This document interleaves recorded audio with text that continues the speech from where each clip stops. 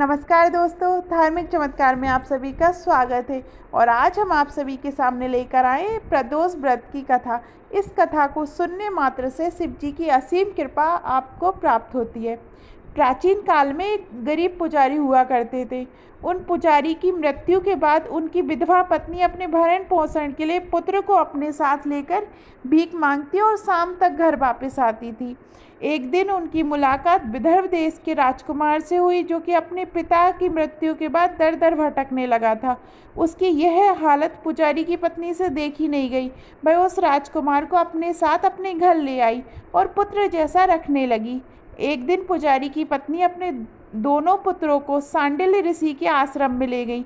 वहाँ उन्होंने ऋषि से शिव जी के प्रदोष व्रत की कथा एवं विधि सुनी तथा घर जाकर वह भी अब प्रदोष व्रत करने लगी।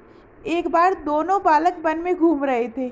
उनमें से पुजारी का बेटा तो घर लौट गया, परंतु राजकुमार वन में ही रह गया। उस राजकुमार ने गंधर्व कन्याओं को कीड़ा करते हुए देखा तो उनसे बात करने लगा। उस कन्या का नाम अंशुमति था। उस दिन वह राजकुमार घर देरी से लौटा। राजकुमार दूसरे दिन फिर से उसी जगह पहुंचा जहां अंशुमति अपने माता पिता से बात कर रही थी। तभी अंशुमति के माता पिता ने उस राजकुमार को पहचान लिया तथा उससे कहा कि आप तो विदर्भ नगर के राजकुमार हो ना, और आपका नाम धर्मगुप्त है।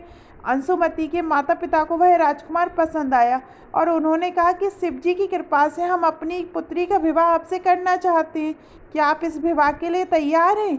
राजकुमार ने अपनी स्वीकृति दे दी तो उन दोनों का विवाह संपन्न हुआ। बाद में राजकुमार ने गंधर्व की विशाल सेना के साथ विदर्भ पर हमला किया और घमासान युद्ध कर विजय प्राप्त की तथा पत्नी के साथ राज करने लगा। वहाँ उस महल में वह पुजारी की पत्नी और पुत्र को आदर के साथ ले आया तथा साथ रखने लगा। पुजारी की पत्नी तथा पुत्र के सभी दुख व दरिद्रता दूर हो गई और वे सुख से अपना जीवन व्यतीत करने लगे। एक दिन अंशुमति ने राजकुमार से इन सभी बातों के पीछे का कारण और रहस्य पूछा।